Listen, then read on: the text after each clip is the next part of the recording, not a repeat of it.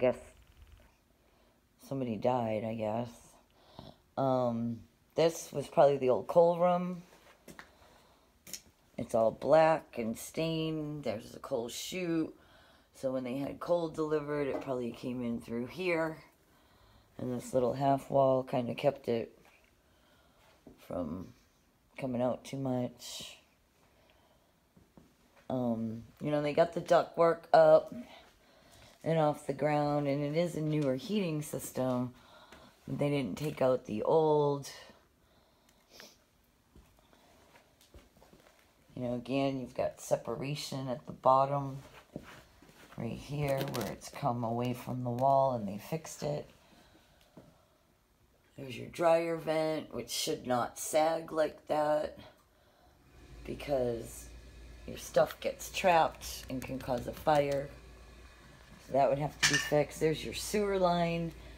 So no doubt it was cast iron to begin with, and they replaced it with PVC, plastic over the windows.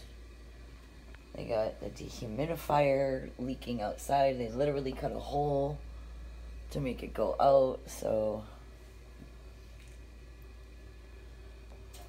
I don't know what that is. The boiler came on and it scared me. Okay, so we got a pretty good tour of down here. I'm not sure what's behind mystery doors like that. I would leave that up to the home inspector. And you got another little room on this side. And I'm not sure what this is, but you can see, you know, they cut through walls to make the new piping work. There's a window that goes to the rest. So they got same thing, fallen insulation because they don't have it. They don't have it right. It's common. This wall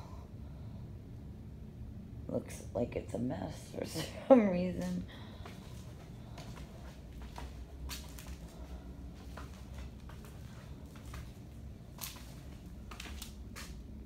Can't really see what's in there.